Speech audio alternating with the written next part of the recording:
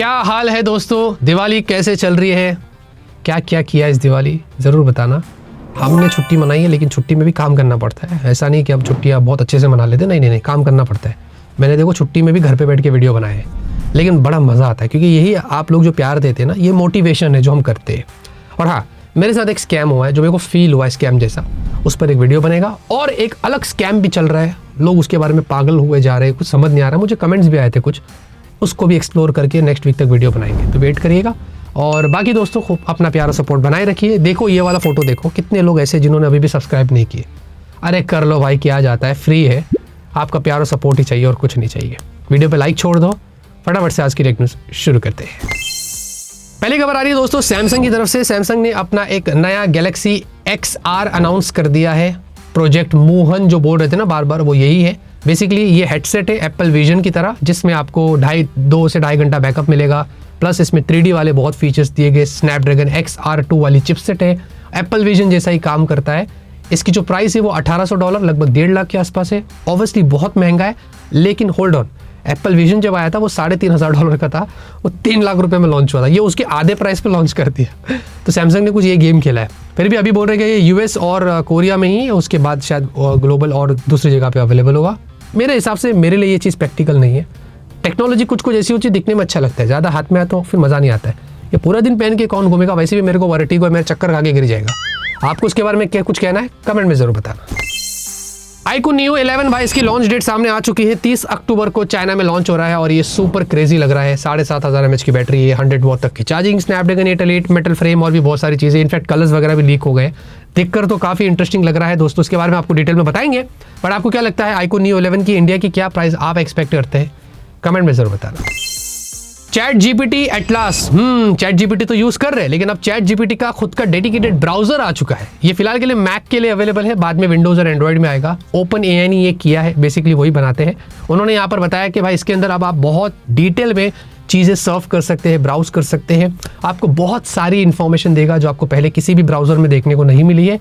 Basically Google में भी कैसा है, क्रोम में AI फीचर्स है ना, ये थोड़ा एक्सट्रीम लेवल पर है। ये सारे अलग अलग तरीके की चीज़ें देता है। तो ये सारी चीज़ें उन्होंने यहाँ पर बताई है। तो लेट्स सी, देखते हैं आपको क्या लगता है दोस्तों। ब्राउजर के अंदर भी अब AI का इंटीग्रेशन हो रहा है। कहाँ कहाँ AI घुस रहा है समझ नहीं आ रहा मेरे को इधर।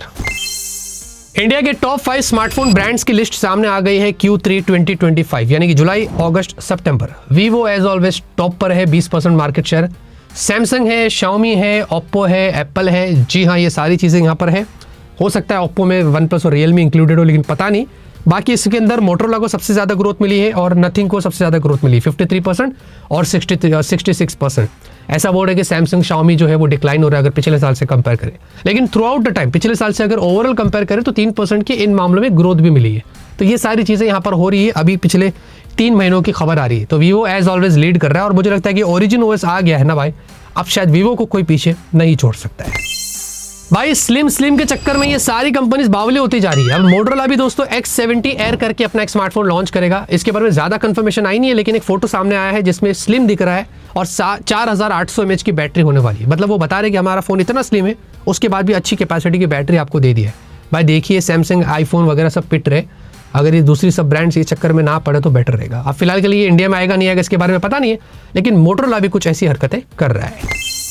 Realme GT8 और 8 Pro भाई चाइना के अंदर लॉन्च हो गए हैं। सुपर क्रेजी प्राइस पर है, जहां पर Realme GT8 35,000 में स्नैपड्रैगन 8 Elite के साथ आ रहा है। हाँ, लेकिन इसमें वो बैक कैमरा मॉड्यूल चेंज नहीं होता है, वो सिर्फ GT8 Pro में होता है। और GT8 Pro भी स्नैपड्रैगन 8 Elite Gen 5 के साथ आया है 50,000 रुपये में। अभी तक का सबसे चीपेस्ट फोन है इस प्राइस पर। और उसके अलावा दोनों के अंदर रिको वाला कैमरा का सपोर्ट है और बड़ी बड़ी बैटरियां दी गई है। हाँ, बट USB 2 पोर्ट है और LTPS वाली डिस्प्ले, ये 2 कमियां हैं। बाकी Realme UI 7 के साथ ये दोनों फोन्स आ रहे हैं और साथ ही साथ Realme UI 7 का रोड मैप भी आ गया है ओपन बीटा का। ये दिसंबर से अवेलेबल हो जाएगी। इसमें पॉज करके देख लेना आपका फोन है या नहीं, आपको पता चल जाएगा। तो लेट्स सी, इंडिया में नवंबर में आ रहे हैं Realme GT8 सीरीज, हम आपको उनके बारे में सब कुछ बताएंगे। iQOO 15, ओ माय गॉड, ये स्मार्टफोन इतना क्रेजी है कि मैं इसमें कॉन्स ढूंढ रहा था कि कमियां किधर है, लेकिन मुझे दिखाई नहीं दी। इसमें 144 हर्ट्ज की LTPO वाली flat display with anti reflective film आई है। स्नैपड्रैगन 8 एलीट जेन 5 अलग से ग्राफिक्स चिप भी है, USB 3.2 वाला पोर्ट है, अल्ट्रासोनिक फिंगरप्रिंट सेंसर है, मेटल फ्रेम है, ग्लास बैक है। बाकी उसके अलावा ट्रिपल कैमरा है जिसमें टेलीफोटो भी है, 7000 की बैटरी है, 100 वॉट की चार्जिंग है। ओ माय गॉड, ये स्मार्टफोन 55,000 में चाइना में लॉन्च हुआ है, इंडिया में आते आते 60 या 65 तक जा सकता है। और हाँ, ओरिजिन ओएस के साथ आएगा out of the box. Software की कमियां होती है ना, लेकिन इसमें ओरिजिन ओएस के साथ आ रहा है। तो लेट्स सी दोस्तों, सुपर क्रेजी लग रहा है। क्या पता मैं इसका एक एक्सक्लूसिव अनबॉक्सिंग कर दूं, मे बी, उसके लिए आप बने रहना। GTA 6 की तरफ से बहुत अच्छी खबर आ रही है और ये बहुत सारे लोगों को इसके बारे में शायद नहीं पता है, सोचा आपको बता दूं। रॉकस्टार हमें पता है इस गेम को डेवलप कर रहा है और उनके पास तो बहुत सारे डेवलपर्स हैं, 1000 के हिसाब से, लेकिन around 60% of the work force जो है ना वो इंडियंस है। 1615, मतलब 1600 के आसपास जो है वो रॉकस्टार के पास इंडियन डेवलपर्स है। सोचो हमें कितने इंटेलिजेंट है। रॉकस्टार के GTA 6 में सारा योगदान इंडियन का भी है इसमें बहुत सारा, क्या ही बताएंगे। CEO तो बन गए हम पूरी दुनिया में अलग अलग जगहों पर। अब GTA 6 जो मोस्ट अवेटेड गेम है उसमें भी इंडियंस का हाथ है। भाई इंडिया में कुछ करो ना, फिर ऐसे कुछ गेम्स इधर बनाओ ना। हाँ बट बहुत बड़ा फंडिंग होता है, इन्वेस्टमेंट उसकी बहुत बड़ी बात हो जाती है। एनीवेज, लेकिन ये देखो दोस्तों, GTA 6 में कितने सारे इंडियन डेवलपर्स हैं, क्या बात है। देखिए मैंने बताया था ना, स्लिम के चक्कर में मत पड़ो, फ्लॉप होने वाले हैं। वैसे ही S25 Edge के साथ हो रहा है। अब जो S26 Edge बोल रहे हैं कैंसिल होगा। iPhone Air में भी कुछ वैसे ही हो रहा है। iPhone Air according to Japanese investment banking and security firm, उन्होंने ऐसा बताया एप्पल जो है वो iPhone Air का प्रोडक्शन जो है वो 1 मिलियन यूनिट से घटा रहा है, क्योंकि उनको पता है कि ये इतना सेल नहीं हो रहा है। iPhone 17 सीरीज अदर साइड उन्होंने उसकी सेल को बढ़ा दी है, प्रोडक्शन को बढ़ा दिया है, ठीक है।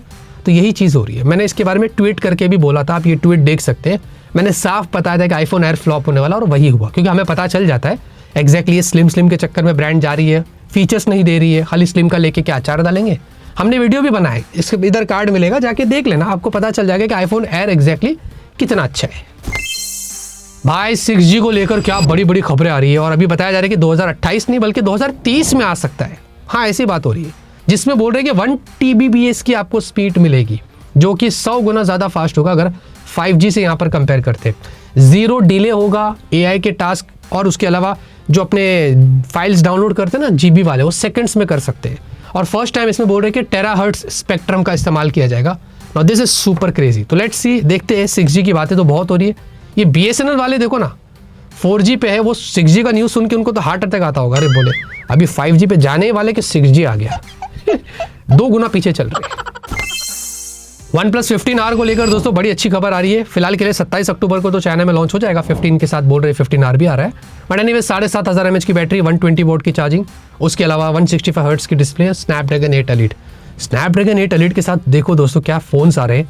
iQOO Neo 11, Realme GT8, अब ये वाला फ़ोन बहुत क्रेजी होने वाला है 2026। बहुत मज़ा आएगा इनके साथ कंपेयर करना, वीडियो बनाना, सब आप लोग सपोर्ट बनाए रखिए, एक एक चीज़ आपको मिलते रहेगी। Let's see how it goes. OnePlus 15R क्या खास लेके आया और कितनी अच्छी प्राइस होती है, 27 तारीख को सब पता चलेगा। बाय द वे दोस्तों, ऐसा बताया जा रहा है कि 2027 में डेफिनेटली हमें पता है कि iPhone 19 सीरीज आएगी, लेकिन ऐसा नहीं है। ऐसे बहुत सारे जो एनालिस्ट है, रिसर्चर्स है, वो ऐसा बता रहे हैं कि 2027 में एप्पल सीधे 19 सीरीज को स्किप करेगा और iPhone 20 सीरीज यहाँ पर लेके आएगा।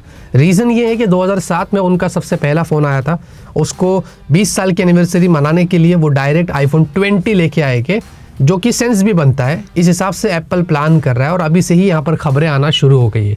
तो let's see how it goes. फ़र्क नहीं पड़ता है कि 19 हो या 20 हो, लेकिन मेरे हिसाब से 20 विल मेक मोर सेंस, ऐसा मुझे लगता है। वैसे आपको क्या लगता है, कमेंट में जरूर बताना।